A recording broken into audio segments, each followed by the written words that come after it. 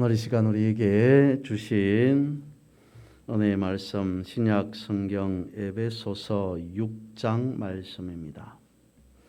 신약 성경 316쪽 에베소서 6장 10절에서 17절까지의 말씀 우리가 한 절씩 찾으셔서 번갈아 읽도록 하겠습니다. 제가 먼저 한 절 봅니다. 끝으로 너희가 주 안에서와 그의 힘의 능력으로 강건하여 지고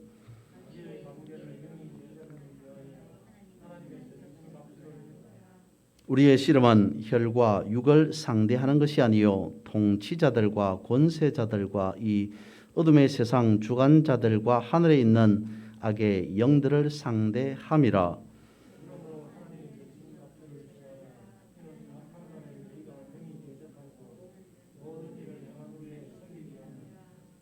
그런즉 서서 진리로 너희 허리띠를 띠고 의의 호심경을 붙이고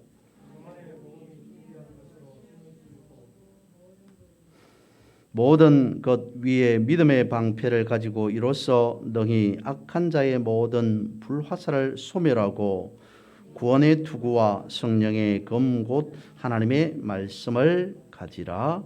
아멘. 오늘 본문은 무장된 군인의 모습으로 말씀하고 있습니다. 본문을 읽으면 무장된 군인의 모습을 연상케 되죠. 복음으로 무장된 모습이 바로 우리 성도 그리스도인의 모습이라고 말씀을 하고 있습니다. 군인의 모습, 무장한 복음을 들고 살아가는 사람의 모습이 되어야 하는 이유를 본문에서는 마귀의 간계를 대적하기 위해서라고 말씀을 하고 있습니다. 그렇다면 마귀의 일은 무엇이란 말입니까? 평안을 깨는 일이겠죠. 하나님과 우리와의 관계를 흐트러 놓는, 하나님과 우리와의 관계를 끊어 놓는 일이 마귀의 일이요 마귀의 목적이라는 겁니다. 그래서 여기에 휩쓸리지 아니하기 위해서는 우리는 평안의 복음으로 단단히 무장되어 있어야 된다라는 거죠. 더불어서 성경에서는 우리에게 이렇게 말씀해 주기도 합니다. 먼저 첫 번째 빌립보서 4장 13절 말씀에서는 내게 능력 주시는 자 안에서 내가 모든 것을 할 수 있느니라. 복음으로 무장된, 복음으로 전신 갑주를 갖추고 입고 살아가는 우리는 모든 것을 할 수 있다라고 가르쳐주고 있고요. 그 다음 골로새서 1장 22절에서는 이와 같이 말씀하고 있습니다. 이제는 그의 육체의 죽음으로 말미암아 화목하게 하사 너희를 거룩하고 흠없고 책망할 것이 없는 자로 그 앞에 세우고자 하셨으니 이것이 어떻게 가능하게 될까요? 골로새서 1장 23절에서는 이와 같이 말씀합니다. 만일 너희가 믿음에 거하고 터 위에 굳게 서서 너희 들은 바 복음의 소망에 흔들리지 아니하면 그리하리라 라고 말씀을 하고 있습니다. 이것이 복음입니다. 이것이 평안의 복음이라는 겁니다. 성경은 분명히 말씀하고 있습니다. 이제는 너희를 거룩하고 흠이 없고 책망할 것이 없는 자로 세우심이라고 말씀하고 있어요. 이제 우리는 더 이상 사탄 앞에서 지는 것을 말할 이유가, 지는 삶을 살아갈 이유가 없다라고 말씀하고 있습니다. 하나님의 전신갑주인 복음으로 무장되었으니 우리는 승리한 자라는 거죠. 옛날 옛적의 사람이 아니라 하나님의 복음의 전신갑주를 입고 살아가는 새 사람이라고 말씀을 하고 있습니다. 그렇다면 이런 자의 삶은 불안하겠습니까? 아니면 평안하겠습니까? 오늘 본문에서는 평안의 복음의 신을 신고 걸어가라 라고 말씀을 하고 있습니다. 복음적인 삶, 복음의 삶을 의미하고 있는 거죠. 길을 걸어가다 보면 신발 안으로 작은 모래 알갱이가 들어올 때도 있습니다. 짧은 길을 걸어갈 때는 작은 모래 알갱이가 그다지 신경 쓰이지 않습니다. 괜찮을 수도 있습니다. 그런데 먼 길을 걸어갈 때는 문제는 달라지죠.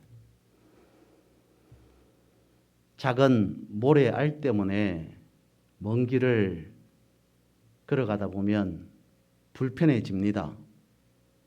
불편을 넘어서 계속 가다 보면 이제는 더 이상 아예 걷지 못할 상황이 생길 수도 있습니다. 그러면 어떻게 하면 그 문제를 해결할 수 있습니까? 신발을 벗어서 모래알을 빼내버리면 되죠. 작은 모래알 때문에 그것이 불편해서 그것 때문에 더 이상 길을 걷지 못한다고 신발 자체를 벗어 던져버리고 맨발로 갈 이유는 없습니다. 우리의 심령 속에, 우리의 마음 속에 작은 문제가 생길 수도 있습니다. 그 문제 때문에 삶의 평안이 깨어질 수도 있습니다. 불편해지겠죠. 처음에는 작은 것이라고 여기고 대수롭지 않게 살아가다가 가면 갈수록 그 문제 때문에 큰 문제로 발전할 수도 있습니다. 신발 안에 모래알처럼 더 이상 걸을 수 없는 지경에 이를 수도 있습니다. 작은 모래 알갱이 같은 문제가 우리의 평안을 깨뜨려 버릴 수도 있습니다. 그러면 이 문제를 해결할 수 있는 방안은 무엇이겠습니까? 아구레의 기도로 답을 드리고자 합니다. 잠언 30장에는 아구레의 기도가 있습니다. 잠언 30장 5절에서 9절까지의 말씀입니다. 하나님의 말씀은 다 순전하며 하나님은 그를 의지하는 자의 방패시니라. 너는 그의 말씀에 더하지 말라. 그가 너를 책망하시겠고 너는 거짓말하는 자가 될까 두려우니라. 내가 두 가지 일을 주께 구하였사오니 내가 죽기 전에 내게 거절하지 마시옵소서. 곧 헛된 것과 거짓말을 내게서 멀리 하옵시며 나를 가난하게도 마옵시고 부하게도 마옵시고 오직 필요한 양식으로 나를 먹이시옵소서. 혹 내가 배불러서 하나님을 모른다 여호와가 누구냐 할까 하오며 혹 내가 가난하여 도둑질하고 내 하나님의 이름을 욕되게 할까 두려워함이니이다. 아굴의 인생길에 모래알은 부 혹은 가난이었습니다. 너무 부하거나 반대로 너무 가난한 것이 신발 속의 모래알처럼 불편한 것이라고 단정 짓고 있습니다. 아굴 자신은 하나님의 나라, 하나님의 통치, 하나님의 다스림 안에서 살아가기를 원했습니다. 그런 인생길을 걸어가고 싶었는데 너무 가난한 것 때문에, 반대로 너무 부한 것 때문에 그런 삶을 살지 못한다면, 하나님을 놓쳐버린다면 인생은 너무 허망하지 않느냐? 그런 인생은 너무 허무한 것이 아니냐? 그래서 목숨 걸고 그야말로 사는가 싶이 살아가는 삶은 하나님이 내 인생의 보호막이 되어지는 것, 하나님의 말씀이 내 인생의 전신갑주가 되는 것이라고 고백하고 있는 거죠. 정확한 인생의 통찰력을 얻은 자의 고백 아닐까 싶습니다. 하나님을 향해 걸어가는 인생길에 부나 가난과 같은 육신의 문제를 모래알과 같다라고 여기고 있습니다. 그러면 그것을 과감하게 내어버리고 나는 하나님 앞에 본질적인 삶을 살아가기를 원합니다. 그런 삶을 살아가겠습니다. 라고 고백합니다. 그러니까 아굴이 원한 것은 무엇이란 말입니까? 내가 죽기 전에 라고 하였으니, 이 말을 다르게 생각해 보면 내 평생의 소원은 이것뿐입니다. 라고 하는 거잖아요. 내 평생의, 아굴 평생의 소원은 무엇이었습니까? 하나님 안에서 하나님과 함께 살아가는 삶, 그것이었습니다. 왜요? 하나님 아래 살아가는 것, 하나님 안에 살아가는 것이, 하나님과 함께 살아가는 거기에 평안이 있음을 발견했기 때문인 거죠. 불안의 반대말이 평안입니다. 원어로는 에이레네라고 하는데요. 이와 유사한 말이 인사를 할 때 쓰는 말로 알려진 샬롬이라고 하는 말입니다. 역시 평화 내지는 평안이라고 하는 뜻을 가지고 있습니다.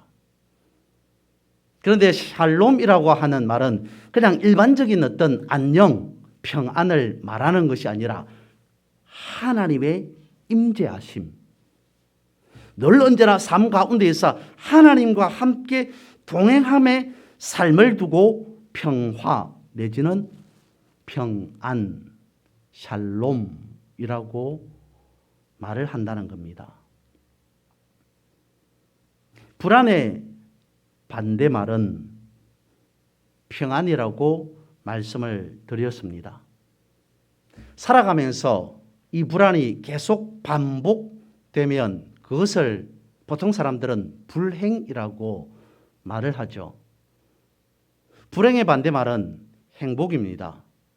행복이라고 하는 것은 좋은 일들이 계속 거듭거듭 반복해서 일어나는 것을 보고 행복 내지는 행복감 혹은 행복한 삶이라고 말을 하겠죠. 그런데 그런 행복을 보고 평안이라고 말을 하기란 쉽지 않을 것 같습니다. 왜냐하면 평안이라고 하는 것은, 샬롬이라고 하는 것은 좋은 일들이 반복되었기 때문이 아니라는 거죠. 상황이, 여건이 어떻게 되어지든지 간에 그것과 상관없이 잔잔하고 고요한 삶, 그걸 두고 샬롬, 평안이라고 말하고 있기 때문입니다.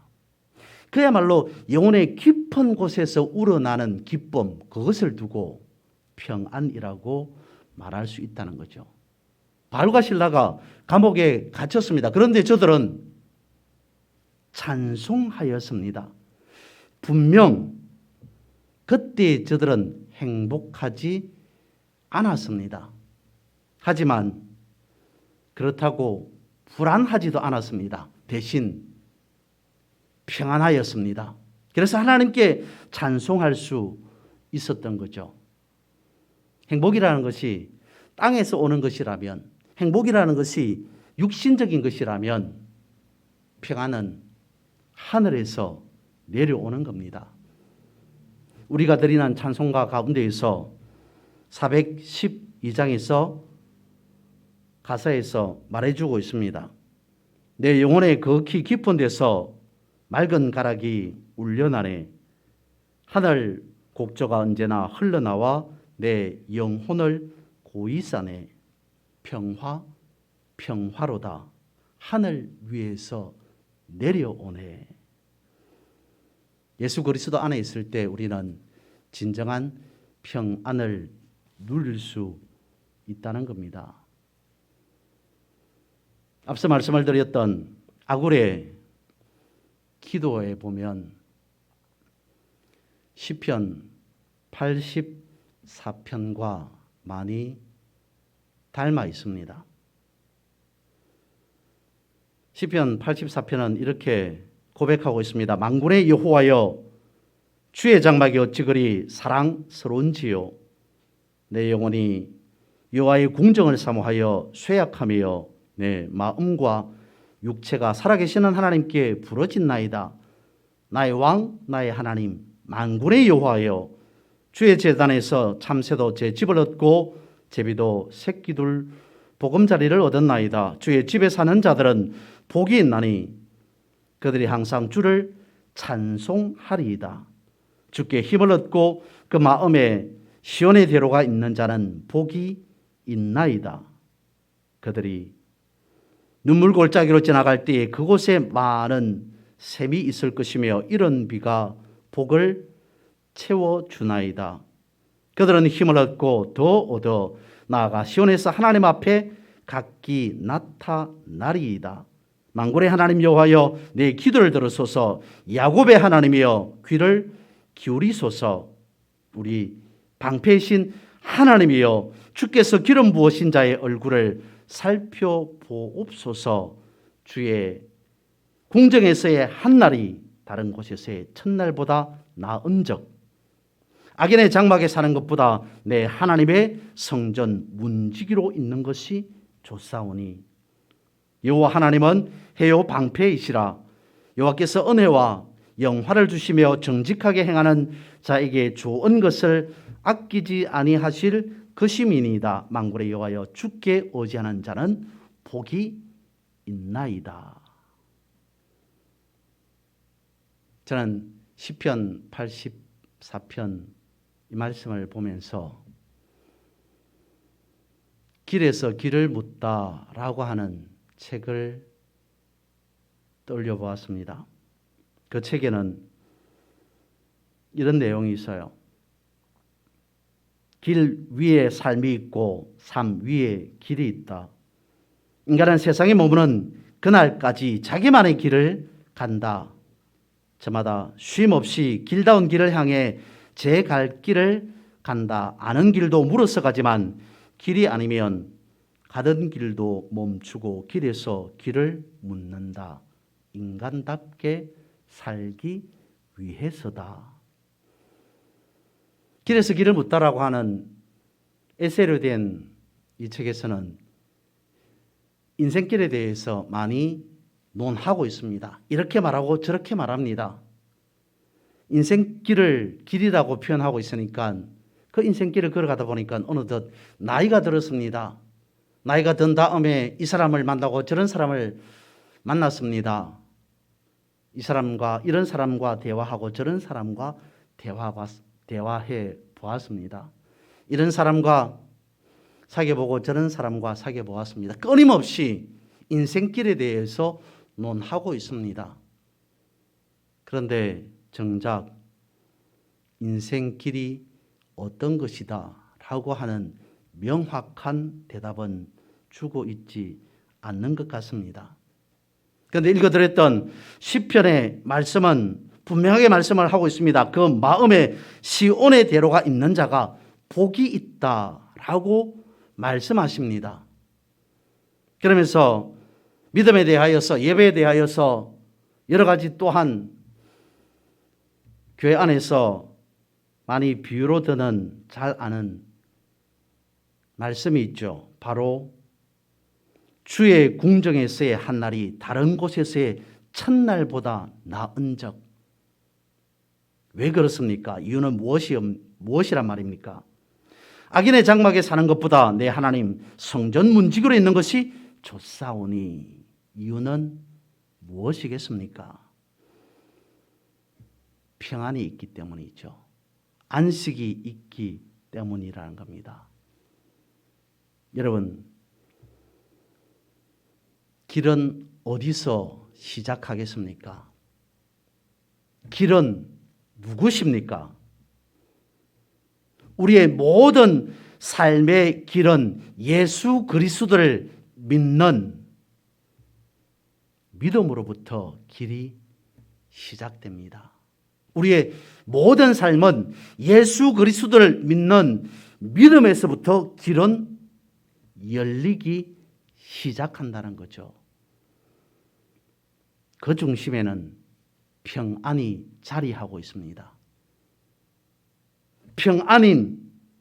평안의 중심인 예수 그리스도께서 가지고 계셨던 평안을 다시 우리에게 되돌려 주십니다. 하나님 안에서 하나님과 함께 살아가는 그 평안은 절대 권력이요 절대 평안이라 할 수 있겠습니다. 오늘 본문의 말씀을 보십시오. 이렇게 말씀하고 있습니다. 진리의 허리띠,어의 호심경 복음의 신, 믿음의 방패, 구원의 투구, 성령의 검, 곧 이것을 전신갑주라고 말씀을 하고 있습니다. 모든 것을 다 갖춘 것 아닙니까? 하나님의 말씀이라고 하는 전신갑주를 우리가 갖고 있습니다. 복음으로 완전 무장한 상태입니다. 어떤 걸 말씀하고 있습니까? 그렇다면 이제 우리가 더 이상 무엇을 두려워하며 어떤 일에 있어서 불안해할 필요가 있겠는가? 더 이상 불안해할 필요가 없는 평안을 주시지 않았는가? 하고 말씀하고 있다는 거죠. 그러니까 말씀의 두루마기를 입은 우리는 전신 갑주를 입은 자라는 겁니다. 그림을 그리는 화가 두 사람이 마주 앉아서 이야기를 합니다. 어떤 그림을 한번 그려볼까 하고 하는 것으로 대화를 나누다가 평안에 대하여서 한번 그려보자 하고 하는 의견을 모았습니다. 한 사람이 깊은 산속에서 내려오는 물줄기가 모이고 모여서 호수를 이룬 그림을 그립니다. 아주 맑고 잔잔하고 고요한 호수였습니다. 이에 반해서 다른 한 사람은 폭포수를 그립니다. 폭풍물이 쏟아져 내려옵니다. 세차게 내려오는 폭포로 인하여서 물보라까지 생깁니다. 폭포 옆에 쏟아지는 폭포 옆에 나무 숲속에서 작은 새 한 마리가 둥지를 털고 있어요. 폭포수 때문에 작은 새는 둥지가 새의 몸이 흠뻑 다 물에 젖어 있습니다. 그런데도 미동 없이 요동 없이 꼼짝하지 않고 그 요란한 폭포수 옆에서도 어쩌면 안정적인 모습으로 둥지에 앉아 있는 새 모습을 하고 있습니다. 여기에서 평안을 상징하는 그림은 어떤 거겠습니까? 당연히 깊은 산속에서 물줄기가 흘러나와서 호수를 이루어 맑고 잔잔한 호수를 그린 그 그림일 겁니다. 틀림없습니다. 그 그림을 보고 요란한 것을, 다른 어떤 것을 떠올리는 사람은 없습니다. 평안이라고 하는 것을 연상할 수 있습니다. 그런데 그 고요는, 그 평안은, 그 잔잔함은 바람 한 번만 불어보면 상황은 완전히 달라집니다. 비바람이 치면 잔잔함은, 고요함은, 평안함은 온데간데 없이 사라져버리게 되죠. 그런데 이에 반해서 비록 험한 물줄기가 쏟아지더라도, 비록 옆에는 엄청나게 요란한 일들이 일어나더라도 거기에 불구하지 아니하고 자신의 삶을 묵묵히 살아가는 작은 새 한 마리, 그 한 마리에서 느낄 수 있는 고요함이라고 하는 것은, 평안함이라고 하는 것은 그 어떤 것보다도 비교할 수 없는 평안 아니겠냐는 겁니다. 주님도 그와 같이 말씀하고 있습니다. 평안을 너에게 끼치노니 곧 나의 평안을 너희에게 주노라. 내가 너희에게 주는 것은 세상이 주는 것 같지 아니하니라. 너희는 마음에 근심도 말고 두려워하지도 말라. 세상과 다른 평안을 분명하게 우리에게 주셨다라고 말씀을 하고 있습니다. 염려, 근심, 걱정 많은 세상 속에서 흔들리지 않는 평안을 누릴 수 있는 방법은 무엇이겠습니까? 풍랑치는 바다일지라도 말씀의 배를 타고 믿음의 노를 젓고 살아가는 것, 그것이 오늘 성경에서, 말씀에서 약속하고 있는 평안이라는 겁니다. 이러한 평안의 삶을 누리고 살아가는 그런 우리 모두가 되기를 주님의 이름으로 축복합니다.